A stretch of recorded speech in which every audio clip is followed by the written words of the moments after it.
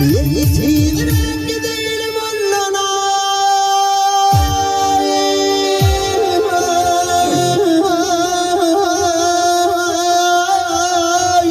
Düşman görmesin bizi. Ey aşıklar biridir, ha gerçekler var bizi. Ey takdiradan karabalayım yaşatlarına bizi. İlmin murat bazım, yetişin şallan hadi. Tadım sana kurban olsun. Varlar kaçayna. Aşağılar züver yar, aylanayın taşın yer. Biriler nazar alır, biriler alem taşıdı.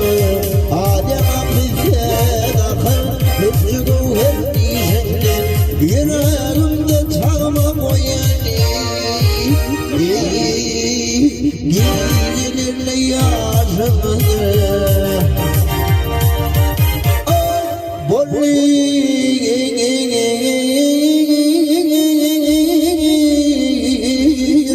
Varıp halali,